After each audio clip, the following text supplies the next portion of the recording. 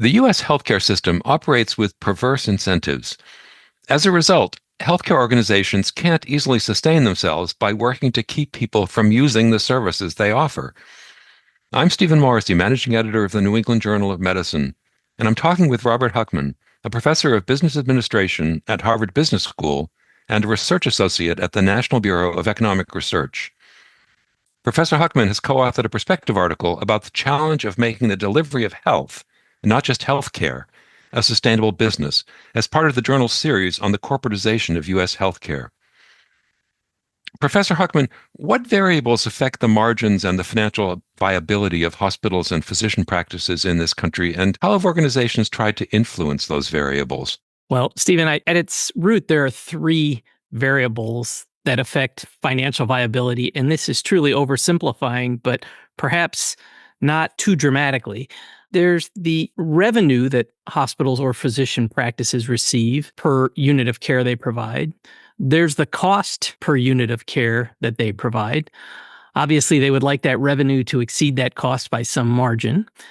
And then the final variable is the number of units of service they provide. And those can be admissions of patients to a hospital. It can be office visits at a physician's practice. It can be diagnostic tests in a testing center. And those really are the three variables that at the heart drive much of at least the operating financial performance of hospitals and physician practices. Now, a lot goes into quality and the speed at which those services can be provided. So it's much more complicated. But from a financial perspective, the variables are pretty simple. And then how do payment structures in the U.S. healthcare system drive misaligned incentives in which the profitability of hospitals and physicians increases when their patients become sick or sicker? Well, the incentives set up in such a way that hospitals and physicians still largely get paid when they intervene on behalf of their patients. And what does that intervention typically involve? It's doing a procedure, having a visit with a provider, that is a physician or some other clinician, having a test performed. These are all in many ways either diagnostic or therapeutic interventions. They are units of service. If you want to think of them in their simplest form, in a factory, we talk about generic widgets being made, and those are the units of service. Well, in healthcare, we're talking about humans being served here, but the services that they're receiving, those elements of care, are the units on which those providers are paid. Those providers are not necessarily paid on the units of health that they create for those patients. That is, in many ways, you could imagine if we're going to pay them on the basis of health, we'd want to pay them for not needing to do unnecessary procedures, for not having patients hospitalized when they have preventative conditions that could have avoided hospitalization, for not needing duplicative testing. Those would all be things that would be associated with keeping someone healthier, perhaps, or managing the upfront part of their care more effectively, such that we could avoid a lot of these downstream interventions. So, in fact, what kinds of companies have tried to pursue business opportunities that involve keeping people healthy and out of the hospital? And have any of them been successful? Many, many, many companies have tried to do this. You can imagine almost any chronic disease out there will have numerous digital health apps and the companies associated with them that aim to manage that chronic condition. This could be diabetes, it could be hypertension, congestive heart failure, whatever it may be. There are multiple businesses that are often trying to go at the challenge of trying to help patients manage those conditions in ways that keep them from needing more significant downstream healthcare interventions, such as admissions to an emergency department or other procedures or other visits with specialists. The challenge with these models is really one of thinking about who will write the check to these companies for the services they provide, these preventative services. The most likely organizations to pay for these services are payers. Those could either be insurance companies or large employers who provide healthcare coverage to their employees. And they are getting flooded with so many different models that are going after different conditions that it can be difficult for them to figure out which ones are truly going to move the needle on improving health and which ones happen to just be business offerings that may not actually impact downstream utilization or health. And so that's one challenge is the payers trying to tease apart which of these are truly valuable solutions. The second piece is that very often to make these models very effective, they have to be integrated with the clinical enterprise, if you will. So integrated with maybe existing physician groups or health systems in a way that data can be shared with providers who can be available should these patients, after going through these preventative approaches, still get sick. And that does happen. And it does happen even despite excellent preventive care. It's just patients will still get sick. And they will, at that point, need to have more involved intervention, either from physicians or hospitals.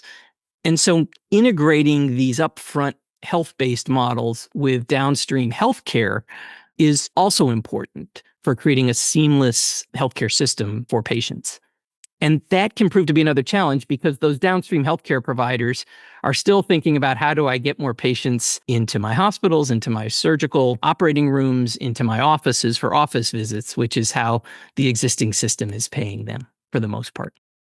So, speaking of integration, you say in your article that the challenge of keeping people healthy has been further complicated by underestimates of the complexity of integrating medical care with social supports.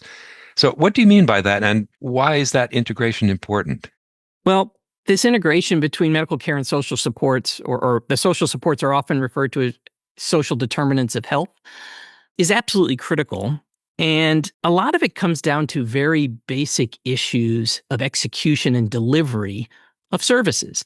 So a patient might be prescribed a statin for their high cholesterol. They might be prescribed lisinopril for high blood pressure or an anti-diabetic medication.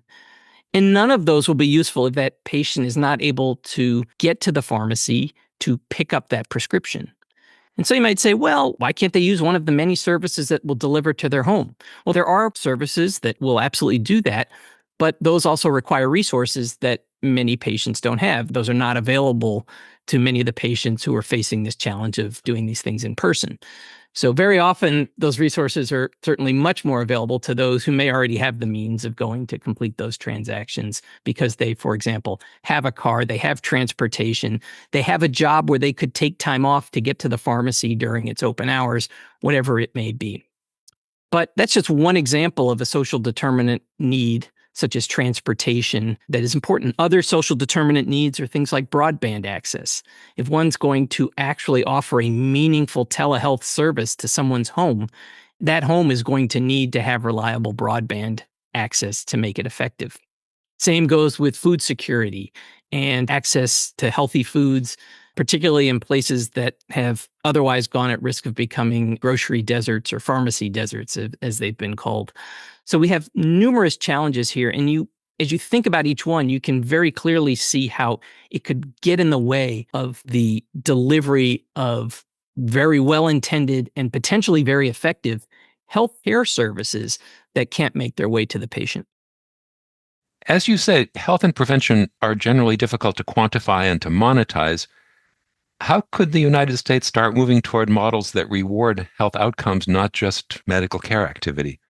Well, you ask an excellent question because the reason the healthcare system that we have to date compensates in the way it does, which is under a fee-for-service system still, at least in large part, the reason we have a system like that is because in many ways it's easy to measure what is going on. It's easy to measure the occurrence of a hospital admission or a surgical procedure or an office visit. The challenge with health is that if we're going to try to measure units of health being created, or in many ways, we're trying to measure things that don't happen. That is the avoidable, the admissions to hospitals that are avoided, the tests that are not needed, the visits to specialists that are avoided because of adequate primary care. So in many ways, there's this challenge of how we pay organizations, professional organizations that are working very hard to help things not occur. And that's a real challenge for providing health. It's hard to think about it that way for me because in many ways we say, well, surely we should be able to solve this problem. And I think we are seeing organizations that are beginning to think through this. But what they're required to do is to look back and say, what are some of the determinants of providing health? And a lot of it comes back to managing particular biomarkers that are associated with chronic disease, such as keeping one's cholesterol down, keeping one's blood pressure under control, keeping one's blood sugar under control. All of the things that occur very often through a series of diagnostic tests that you might have during a primary care annual visit are the types of things that become the metrics we need to think about managing, as opposed to number of hospital admissions, number of surgeries, number of tests. Instead, thinking about what proportion of the patients you see have controlled blood pressure, controlled cholesterol levels, controlled blood sugar. And of course, we have to acknowledge the fact that patients are different genetically in many ways. And so we would have to do this at a high enough volume that providers wouldn't be at risk because they happen to get one patient with genetically high cholesterol that is just completely resistant to any statin intervention, let's say. So the key here is to think about ways we can do this across broad populations, but begin to reward, if you will, some of the markers of well-provided health that will hopefully reduce the need for unnecessary downstream intervention. So finally, who will need to take the first steps to establish the business models that are aimed at keeping people healthy? Is it the job for commercial payers, policymakers, other stakeholders? Who's going to be doing this? I think there's several parties that need to be involved. And to your list, I would even add patients themselves. But I think we first of all have to start with what you mentioned earlier, which is we need robust and validated metrics of health that can be tied to these upstream investments in healthy activities. The second thing we need is we certainly need to think about payment reform that will, in a more rigorous way, reward organizations for improving those health metrics, not simply delivering visits or procedures. Right now, we have many cases where organizations might be paid on a population health basis. That is a certain amount for keeping a large population of patients in good health and managing their care accordingly. Yet many of the providers who work within that system are still getting paid on a fee-for-service basis. So we need to think about ways to make the way in which individual hospitals and physicians get paid match up with the way that their larger organizations that employ them are being compensated. We also have to find ways to generate cross-sector collaboration. And by that, I mean taking the existing healthcare systems, which are working very hard to deliver the best possible care for patients. I really do think that is largely the case for our existing healthcare system. But there could be ways in which they could work with other parties. And here I think of external organizations that have been trying to make their way into healthcare, such as retailers like Amazon and Walmart and Target, and large technology firms, whether it's Google or Microsoft or Amazon. These are organizations that have all wanted to make their way into healthcare. In many cases, their moves into healthcare have been sort of these stop-start kind of activities. They'll make investments and then they'll pull back from them. And then a couple of years later, they'll make new investments and then they'll pull back from those. But part of my hope is that we could find ways for that interest coming from outside of the typical healthcare industry to get paired up with the existing healthcare systems that are already serving many patients and find a way to let them work not in competition with one another, but more in partnership. Perhaps some of these technology firms could be excellent vendors to existing healthcare systems. I think of an organization like Best Buy in the retail space, which is paired up with many local healthcare systems to try to find ways to set up necessary technology in the home to actually facilitate remote care, both before someone even gets sick when they're trying to monitor a low-level condition to try to keep themselves out of the hospital, or perhaps monitoring them after they've been to the hospital and would otherwise be recovering, say, in a nursing facility, but can do this in a more cost-effective and higher quality way at home.